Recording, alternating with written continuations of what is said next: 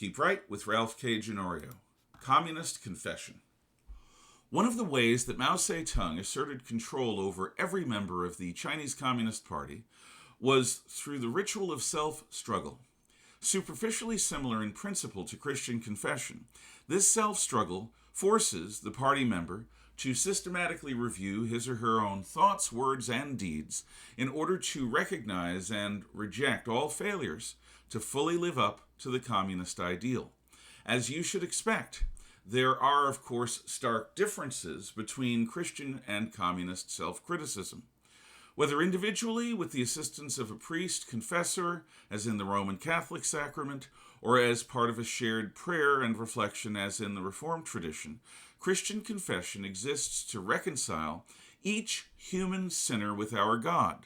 By critically scrutinizing one's own choices, a Christian believer is graced with a hope to change one's own destructive ways while reaffirming a determination to try to live more fully as a Christian. Beyond Christianity, reconciliation is also prized.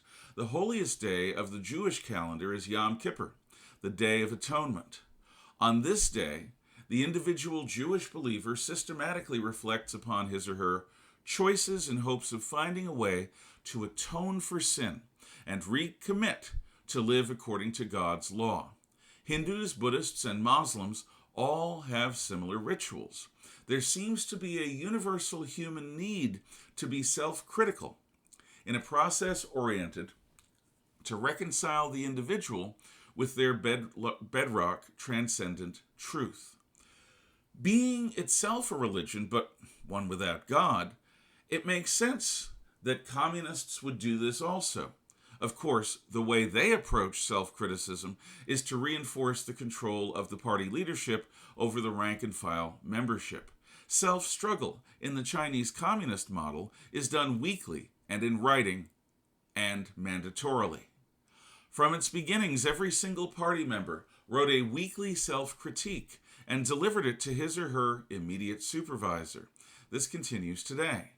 There is no week without a report and no week without a self-confessed thought crime.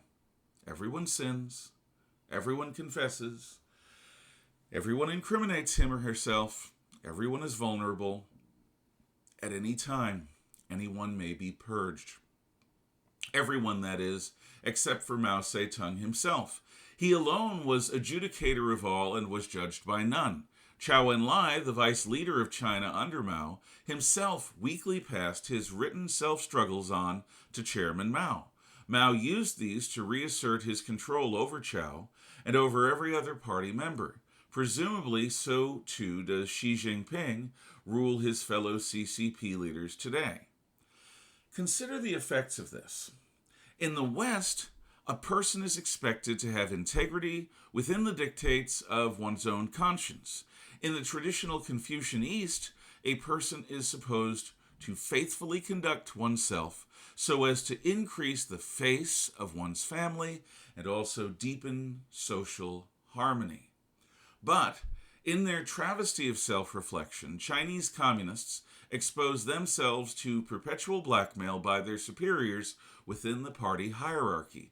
They are required to sell themselves fully to the party.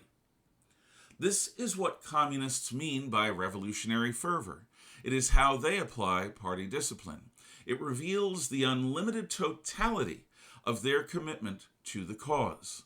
In the West, we assume that there is a human being behind everyone who wears a mask. We assume a Judeo-Christian reality that the individual always exists and that each of us is open to love and tractable to mercy and compassion. This is not always true. The Chinese Communist Party practices a thoroughgoing self-annihilation as one of its core rituals. It demands that every participant throw him or herself upon the non-existent mercy of their party bosses. It turns what might once have been independent individuals into mere components in an all-encompassing party machine. The CCP demands nothing less than the willing sacrifice of everything that makes a human being a person.